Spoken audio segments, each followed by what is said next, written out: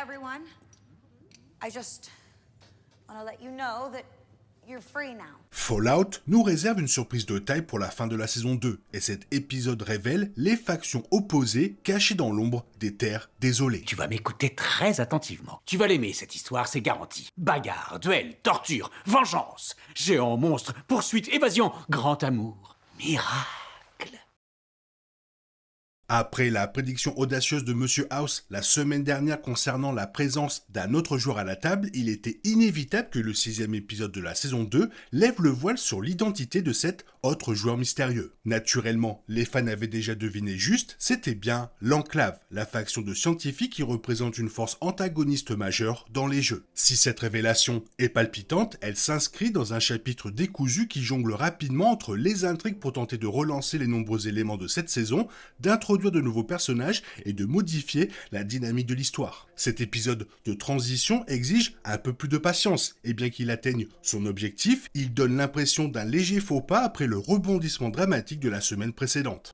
Frances Turner a été promue au rang d'actrice régulière cette année, mais les 5 premiers épisodes de la saison n'ont pas apporté de changement significatif à la place de Barb dans la série, malgré son implication directe dans les plans de Voltec. Tout change cette semaine, avec un épisode qui révèle pourquoi une mère de famille dévouée serait si déterminée à voir l'avenir de son enfant partir en fumée. La scène cruciale où Michael Emerson reprend le rôle du Dr Wilzig est une minute angoissante et oppressante. Piégée dans un ascenseur, sa famille sous la menace de mort, Barb n'a d'autre choix que d'accepter les exigences de l'Enclave et de déclencher l'apocalypse lors de cette réunion fatidique. Turner, qui joue la scène presque entièrement sous silence, communique la peur et la soumission réticente de Barb par son seul regard. C'est sans doute le moment le plus marquant de son arrivée dans la série jusqu'à présent. J'avoue être légèrement déçu que Barb et Voltec ne soient pas responsables des explosions, ne serait-ce que parce que son passage du côté obscur était si inattendu. En revanche, l'Enclave est une figure obscure et prévisible, mais je suis prêt à l'admettre compte tenu de sa nature fasciste, avide de pouvoir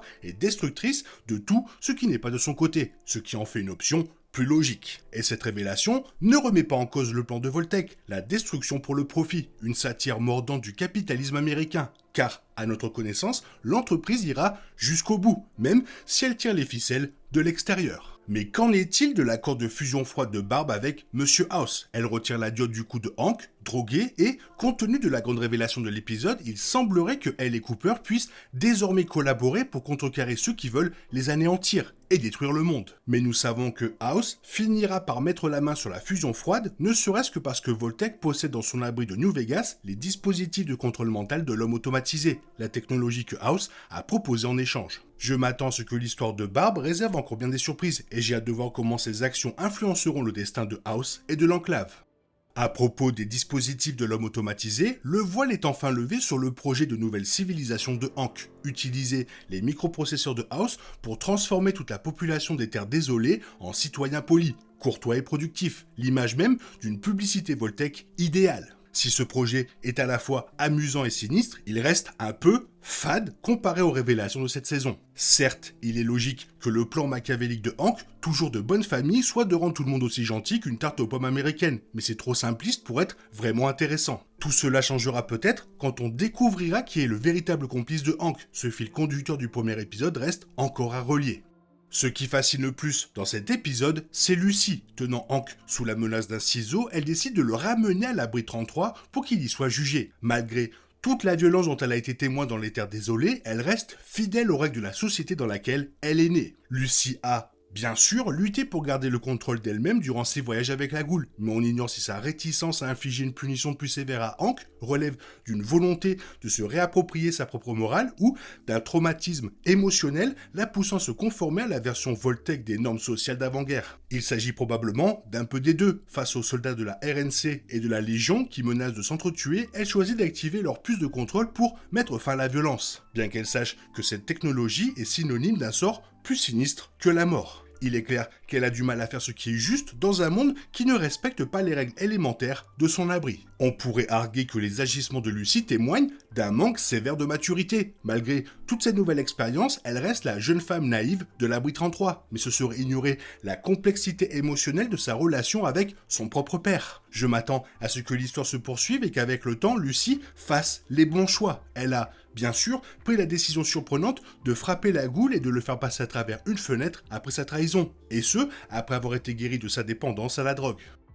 De l'autre côté de ce coup, empalé sur un lampadaire, la Ghoul profite une fois de plus du temps qu'il a pour méditer sur son humanité, qui lui échappe peu à peu maintenant qu'il est incapable de prendre les médicaments qui l'empêchent de devenir sauvage. Le souvenir de sa famille est le seul lien qui le rattache à Cooper Howard, et il est tragique de le voir murmurer le nom de sa fille en succombant. Heureusement, il a un sauveur en la personne d'un super mutant massif et anonyme, une autre icône de Fallout que les fans attendaient de voir, doublé par nul autre que le narrateur des jeux, Ron Perlman. L'arrivée du super mutant est indéniablement séduisante, sur le papier, mais malheureusement, il n'y a pas grand chose à célébrer. Il n'est guère plus qu'un grand visage vert, surmontant une masse informe de haillons, et ne constitue donc pas un triomphe d'effets spéciaux et de réalisations traditionnelles comme les télégriffes morts. Il n'est pas particulièrement intéressant non plus, simple porte-parole prophétique annonçant une guerre imminente contre l'enclave. Plus intéressantes sont les informations qui nous sont cachées. Le mutant souhaite collaborer avec la Ghoul. Le connaît-il de réputation? Ou se sont-ils connus dans des vies antérieures,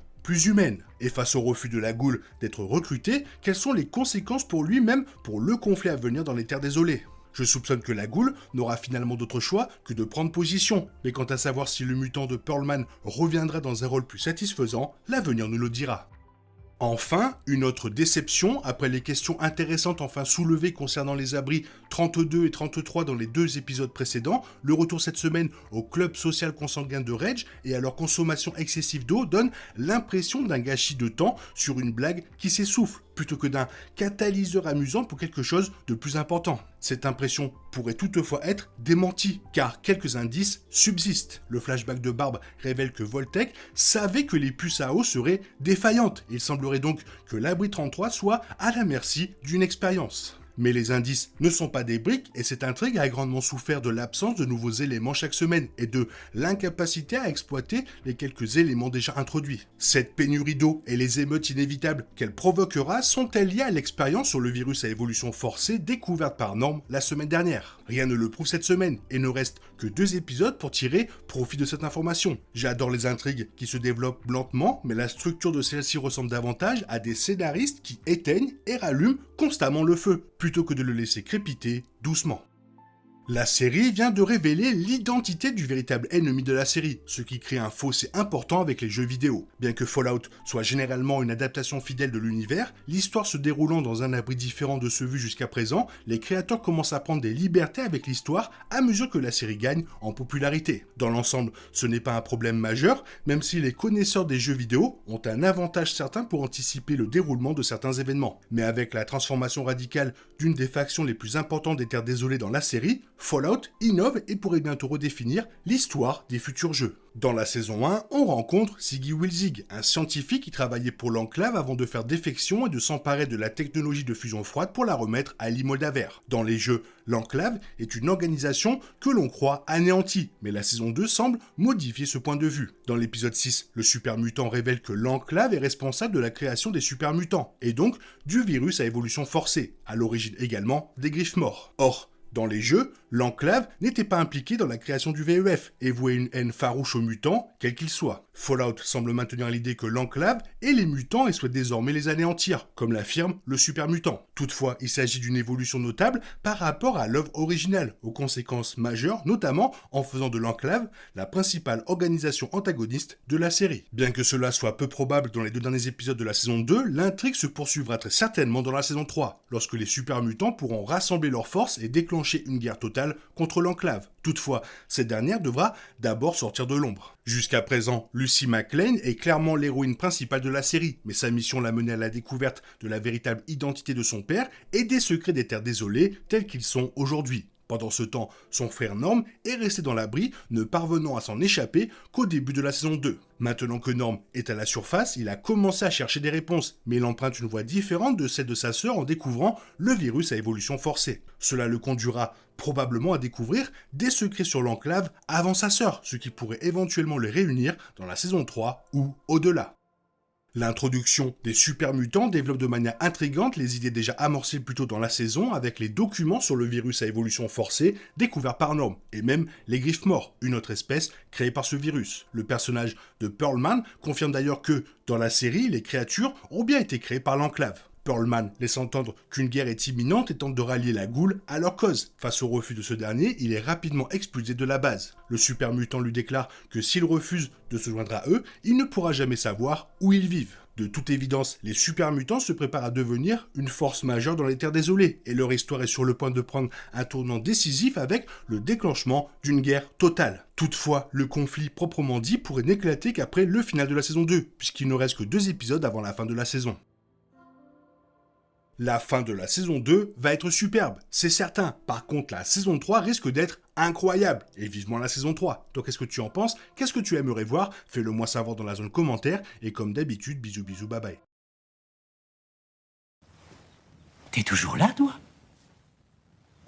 C'est fini. Rentre chez toi. Allez, dehors. Night, night, night.